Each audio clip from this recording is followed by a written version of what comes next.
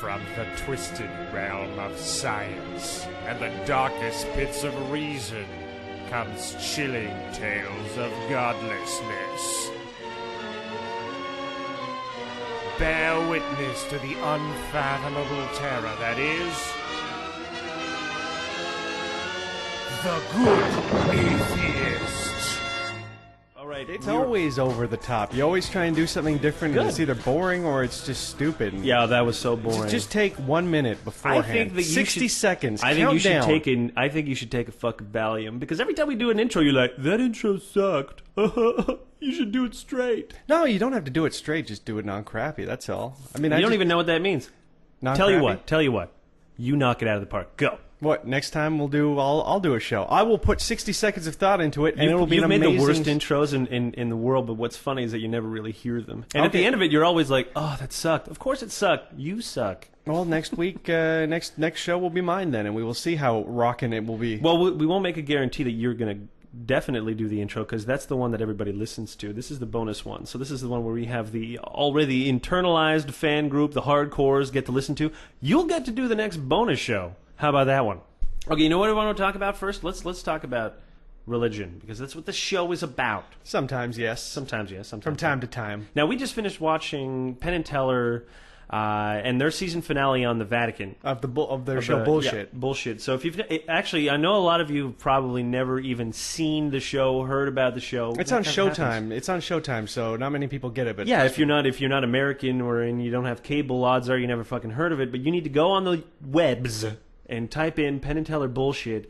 And most of their shows you can actually see online, so, on YouTube videos. I don't even think they really care to prosecute it that much, because how else are they going to get exposure? I mean, it's fucking Showtime. Well, I've always dug what Penn and Teller do, because to a degree they're kind of like us. They just want to get the word out there about the kind of bullshit that goes on and fix it. To me, they don't seem like people. Obviously I know that Penn is a hardcore atheist, but at the same time, they have the same vibe that we do, which is we don't hate religion, but we'll be goddamned if we don't make fun of all the stupid shit that they do and try and make it stop. Yeah, I mean, look, a person could say, "Oh, I hate religion," and what they really do is they detest the institution, or they deride the fact that people are, dying for this shit or whatever. But it still doesn't mean that you hate it. I mean, think about how many times you've actually really hated something. How did you feel about that? You're like, "I will murder this thing." It's not like most of us really don't feel like that. We're just really profoundly disappointed that people would believe such goddamn garbage. Truth be told, the more I think about it, the more I read about it, the more I get into the whole atheist thing. I will admit, the more I do hate religion, because I just see it to be the sum of all of the ignorance. It's the personification of ignorance, believing in things that completely don't exist, and ignoring all the realities around you. And you can't argue with these people, and they will kill you if you disagree. Yeah, in many, many, many parts of the world, they will fucking kill you. Now, it was interesting. Today I was writing an article about, they did this poll, and they wanted to find out what are the least favorite parts of the Bible, because any person who reads it and believes it has that moment where they're like, "Okay, that's pretty fucked up." Yeah. It's natural, it happens. Look, you can think that the Bible is all good and great, but if you really still do think that, it's because you haven't actually read the thing. So. It's full of some really horrible shit. Like, even God himself does a lot of... I mean, there are even parts in the Bible, I forget which, I think it's Josh who's talking about this, and there are basically people that are smashing little babies against rocks, for their enemies, because they're commanded to kill every single one of them. Okay, they delight in that fact. So they're smashing the babies' heads for God. Yeah, well, pretty much, yeah. Yes. As the God commanded that he kill all of them. So, they're taking pleasure in it. And in any person living now, reading this thing that lives in a civilized society, all of a sudden is, "Oh, God, really? Is that allegorical, maybe? Or are they talking about something else?" No, it's not an allegory. And they were... Okay, so basically what I thought was really funny about the poll was the person who conducted it was basically still of the mind frame saying, well, it's still the Word of God, but it doesn't mean that there aren't some parts of it that might, be better if we took them out. And I'm thinking, well, what parts are you going to take out? What parts are other people going to take out? What parts do you believe are the literal Word of God, and which parts do you think, oh, it's just a desert people that wrote this one? You know what? I got some news for you. It's all of it. There is no God's word. What the fuck does that even mean, God's word? Well, religious people are extremely selective with what they practice and what they ignore. I mean, we've gone over it all the time. Right next to the whole "thou shalt not fuck asses if you are a man," or is it just not? They're against. They're just against. Well, yeah. The whole sex stance up is that any sodomy that incorporates not just sex up the butt, but oral sex. You know, even masturbating somebody else is... Yeah, anything but the sodomy. baby maker. Anything but the baby maker. Yeah, the missionary baby maker. The one that you love so much. But the one that says, you know, if a man lies with a man, you gotta kill him. Right next to that is, if you wear wool, fuck you. It's like, did you wear a fabric of 2 different cloths, motherfucker? Are you eating leavened bread? And even now, it's kind of funny because you see on the Daily Show a lot them catching guys who don't even know the 10 Commandments. But of course, they're all talking about wanting the 10 Commandments on this everywhere, basically. Everywhere. You put maybe if I don't disagree with them because hey, maybe if it was carved into a couple of buildings, some of them would fucking know what they say. Maybe. I don't even think they should know what it says. I mean, the first 3 rules are the stupidest rule ever. I know, for like the base 10 commandments, like, oh, you know, just follow the... There's no other God than me. These are the 10 rules. It's like, there's some pretty crappy rules, and they leave out a lot of really important stuff, and even if you do pay a lot of attention to them, nobody really does. I mean, how many times they were talking about on the Penn Teller bullshit episode about how the Vatican's stance against condom use basically breaks number 5, thou shalt not kill. And there's so many other examples of this, like killing abortion doctors and doing all these other things. It's like, it's right there in black and white. You selective cocksuckers don't care. Well, you know what? Here's the thing. I mean, remember how on the show they had this one guy who's a gay dude who was basically head of some kind of gay Catholic alliance, or whatever the heck they were called. I mean, just those 2 things together, in my mind, scream as in, it should not exist, but, you know, that's my personal opinion.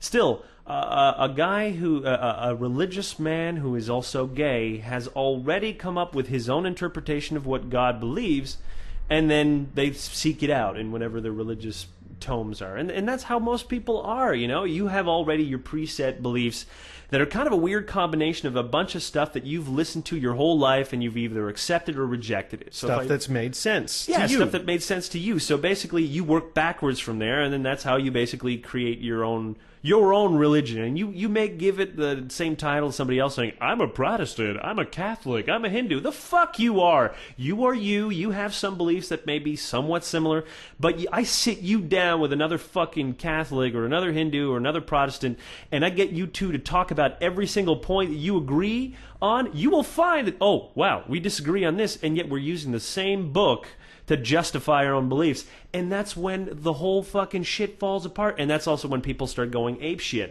Now, for the most part, whenever that happens, a person starts their new religion because they can figure there's going to be hundreds of other people that are going to think the same way I do. Of course there are. Of course there are. From, you know, just as a natural consequence of us having very similar experiences, because guess what? You might think you're really that different and that your ideas are really original, but they're not. They're just like every other clone of you that's out there, fucking billions of them. So yeah, odds are you can find a couple hundred people that think exactly the way you do. Yeah, we're all individuals, baby. In a very loose way, yeah, sure, you could claim to be an individual, but at the same time, I mean, the variety of human experiences limited, all right? It's pretty limited. And that's why, you know, you always have that weird thing saying, wow, I thought of this idea before, but this other guy thought of it too. Oh no, how could that have happened? Well, probably really similar experiences. I mean, it's almost boring if you think about it. But at the end of the day, I guess it is kind of nice that we don't all believe in wildly different things, because we would never get along. Like, can you imagine if every single thing that you ever thought about, does this make sense or does that make sense, if it was based on some arbitrary system that had no logic? We would all believe in insanely different things. Mm-hmm. But it turns out we all generally kind of believe in the same things, even when we think we don't. Yeah, it's quite hilarious. All these Abrahamic religions that are trying to kill each other and hate each other, it's like, It's like, didn't you all have this mostly the same prophets? And said, well, we had a disagreement a few hundred years ago, and we never really got over that. Oh, what was the whole deal? I'm going to show my ignorance here once again. I always do when I bring up these half-cooked things that I kind of know or kind of don't. But isn't a lot of the problem between everything going on with Muslims between Muhammad had a son, and then there was another guy who was like his the voice of Muhammad, and they kind of went in different directions, and that's the whole fighting thing, is that they're trying to decipher who's following Muhammad after Muhammad died, and that immediately was the big fighting point. No, from what I understand is that Muhammad did have a line. He did have some, I guess you could call them apostles or followers, right? But the problem is he did not specify after his death who was going to, succeed him. So obviously you're going to have power grabs. You're going to have, wildly different interpretations of even what was written about the religion. Because remember that whole Salman Rushdie's satanic verses? Yep. Well, the really fucking confusing thing about Islam is the fact that they have recorded a lot of what Muhammad is supposed to have said.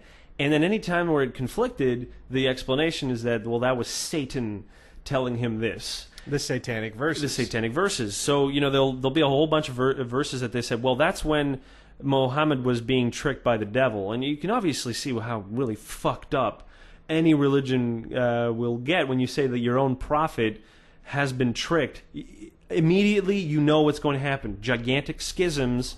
And plus the whole that whole 13th Imam thing, they actually have a legend, and I think it's Sunni, but don't quote me on that. Have a legend that's very similar to kind of Christianity, with a guy coming back, basically bringing upon the end of days in a new kingdom. Mm-hmm. Well, for them, they viewed it as basically one of the imams who disappeared and I guess died under mysterious circumstances is supposed to come back and reinstate like the kingdom of God. And that's, obviously there's some that are just like, this is complete blasphemy. and of course, to some it must seem that way, which is why they're always infighting. They will never stop infighting, okay? This whole idea that Muslim religion is one unified group. I mean, is Christianity a giant unified group? It's just a lot of different sects. A lot of them, and they all try to get along, but they generally don't when push comes to shove. It's like they usually go to war. They usually fucking go to war. It's historically an accident they're not right now. Above and beyond what we're never going to get, my favorite idea of religion would be a religion that's all devoted towards everybody being as happy as possible on Earth and having the resources it needs to live a happy life. Now that would be awesome, but past that point, as a second choice, I will take a religion that basically is waiting for somebody to come back to herald the end of days, because that's never going to happen, and I have no problem with people wasting their time waiting. Yeah, but I hate the fucking guys that sort of sit back and wait for things to happen, because these are the same idiots who are like, well, I don't need to worry about environmentalism. I don't need to worry about a stable foreign policy. Durr.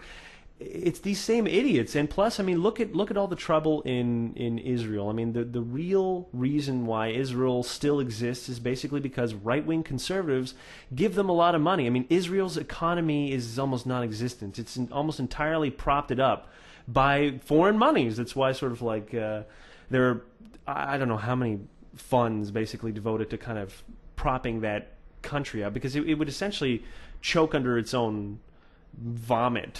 That's a rather Mama Cass opinion Mama of Israel.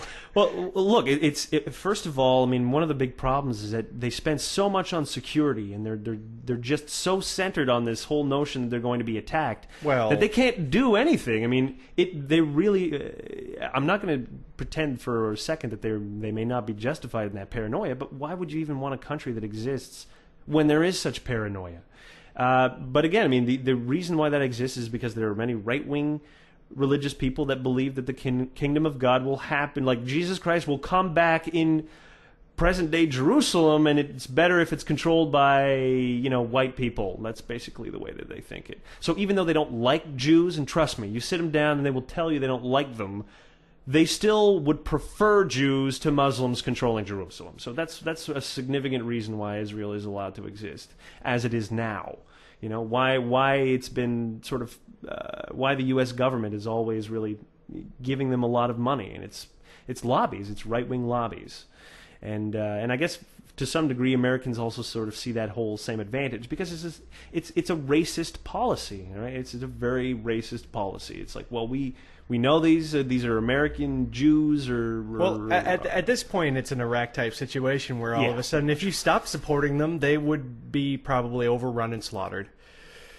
Yeah, it's true. I mean, I'm not going to just suddenly say, "Oh, we should stop giving them money." The situation's really messed up, and it's not as though the burden isn't like the blame isn't on both parties, in my view. On all parties involved in that entire clusterfuck. It's just it is a gigantic clusterfuck, and it's a clusterfuck that most people really aren't concerned about solving. I mean, if you asked most of those right-wing people if they cared if the situation changed or not, probably not. I mean, I think they would rather conflict if push came to shove, because they believe that that's where end times will begin. You know, if there's a mushroom cloud that appears at fucking, that replaces Israel, they're like, yay, Jesus is on his way. Like, they're anticipating that. They're looking forward to it. And you remember the whole thing about Bush coming, talking to the French president and saying that Iraq was the place where Gog and Magog, these evil satanic spirits, would sort of like begin the Armageddon. You're just like, excuse me?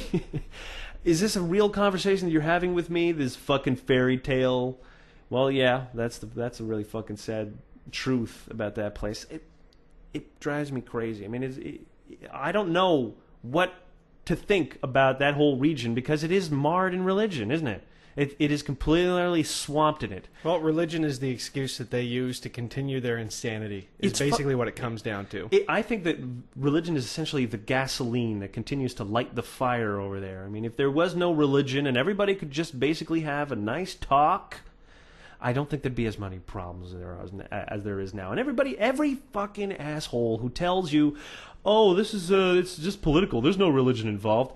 They're not separate entities. They are one and the same over there, okay? To make a distinction is to really put religion in, like, off the hook, saying, well, it's not religion's fault. If religion wasn't around, people would still kill each other.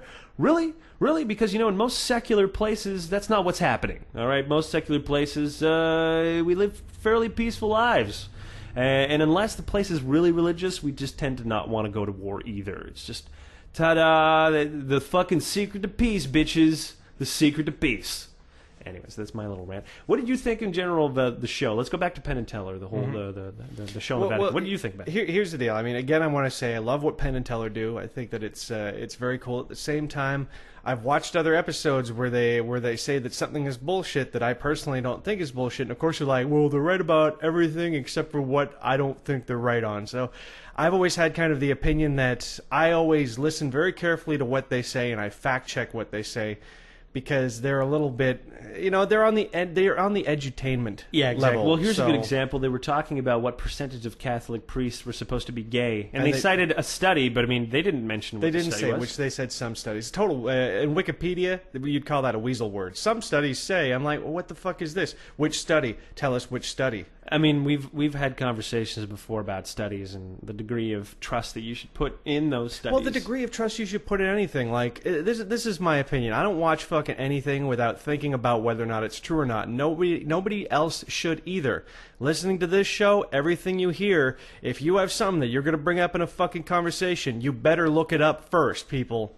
Because, not saying we might be wrong or we might be right or anything else like that, but just, Jesus Christ, do a little bit of your own legwork and understand the ideas that are coming and codifying your thoughts. Well, I think there's no better fucking piece of advice. I mean, how much of your own mind have you made up is my question to all of you. And you might think that it's a lot, but I don't think so. I mean, even me, when I try to re-examine some of my claims and belief and going back from when I was younger, I mean, I had to do a lot of correcting because, like I said before on some other shows, I mean, I used to believe in ghosts and a bunch of conspiracies. I mean, I was an idiot, but I thought I had some pretty good proof. I had read a couple books and assumed that was enough. It really wasn't enough. It took some time. It took me becoming an adult. It took some effort to really. And it's still going on. I mean, trust me, there's no one more interested in proving myself wrong than me. And hey, it's just as easy as, say, going onto Wikipedia and reading some stuff and following some sources and references and stuff like that. That's the beginning. Do it, people. Yeah, sure. I mean, you don't need to have a PhD or write a fucking essay about it. Just know enough that if a person asks you, oh yeah, where'd you come up with this? You're just like, Pew Poll 2008, bam. And that's it. I mean, there are probably only a few things you need to memorize if you really want to drive a point home. And I know that most of you out there probably have a few conversations planned in your head. Oh, if I talk to my dad, or if I talk to my mom about this, or my buddy Tim, who's like really fucked up in the head, how can I convince him? And the truth of the matter is that even though you're having a conversation with him, if you quote your facts and you lay it out, at the time, they may not seem like they've been convinced because... But you rock their world, You did man. rock their world, trust me. Like, never underestimate the power of one fucking conversation, all right? They will go back after they have licked their wounds and say, holy shit, how can I disprove this guy? And you can let them do their own work, because as soon as they try to disprove you and they do a little bit of digging, they're fucked. They will lose their faith, because the honest truth is that most people out there that are really religious, they haven't done any research, and the ones that they have been like, you know, cloaked in a security blanket from you know, any penetrating ideas. Oh, you don't want to talk about evolution. That's a lie. Shh, shh. You don't want to know anything about it. Shh. Yeah, you do. You kind of do, you know? But anyways, long story short, I'm always a little bit skeptical of what they say, but I really enjoyed the episode. It was a lot of fun. Yeah. What did you think of the main girl that they were talking about, Sabina Guzzanti, this Italian woman, actress and comedian, that kind of stuff, and she puts on a show. A one-woman show. A one-woman show about, you know, politics and religion, and I think she does some singing in it and some storytelling. It looks awesome. I just wish I knew enough Italian that I could enjoy, because I'm sure that it would be very enjoyable. And this woman, like, she is just the smart, attractive. She just seems awesome. So she has a new fan right here. I'm going to try to find out more about her shit. A new fan in me as well. Absolutely. I mean, looking into what she does and how she presents herself and her ideas, it opened me up to a whole bunch of new ideas on how we should be presenting ideas about things, you know? Yeah, it's true. I mean, here she is. She's putting herself out way more in the public than we are. I mean, for the most part, we're just in a garage, and, you know, we put stuff on the internet, and it's easier that way. But, I mean, we like to grow slowly. We're not quite ready for prime time. I'm the first to fucking admit that. I still have to shed probably another 20 pounds. Maybe get some kind of surgery to get rid of my no neck. I don't even know if that's fixable. Do they make surgery to make you not ugly? I don't know. I'll ask. I'll ask them for you when I go in. Oh. But well, you know what? I agree that I don't think I'm physically beautiful enough to have my own show, but that's fine. Most people who are physically beautiful enough to have their own shows, they shouldn't even have their own shows. My plan is just to be like Daft Punk. I'll wear a robot helmet everywhere, and that'll be how I deal with it. But the deal with this chick, she was on the show because she had basically, she said that when the Pope dies, he'll be going to hell, and he will be fucked by many evil gay men. By many big evil gay men. And she said not the passive ones, the very active ones. So not like she wasn't implying that gay people were evil. She was just saying that the gay people in hell, you will be fucked by gay people in hell, because that would be your hell. You know. Sure. I mean, there's going to be some evil gay ones. Many of them are ass raping people in jail as we speak. You know what I found kind of sad, though? I went over to her Wikipedia page, and it was some research, and it was weak, man. It was weak. It just didn't have really any information about the trial itself, or because she basically the government wanted to put her in jail for 5 years for defamation, because the Pope needs protection from people like her. Well, the general idea was that if she's allowed to say that. And the gall of her saying that, being a woman, you know what I mean? Oh, I couldn't even have imagined. Can you think about it? The Pope going like, a woman said what about me? That I would go to hell and be violated by gay men. I love it. They've read about women. I think they all agree that women are evil. It was the second thing. It was the second thing. God created the universe. Women will fuck you over. They must love celibacy for those reasons. They're like, yes, women are evil and they ruin everything. They'll ruin our guys' club. Yep. That's what they decided in the 11th century. The Catholic Church. They're like, okay, no more women, because until then, I mean, popes, priests, they had wives, but then all of a sudden the coffers of the church were starting to get drained with all of these, with all the inheritance going over to children and widows and stuff like that. So Pope Innocent II basically said no more wives. Although they did still have mistresses for another couple, decades or so. But then even they had to, once the invention of the printing press started really taking off too, it wasn't as easy. Damn you, the press! Getting information out so easily since your invention. Damn you, Gutenberg! Education. I know, it's Where amazing. would atheism be without it?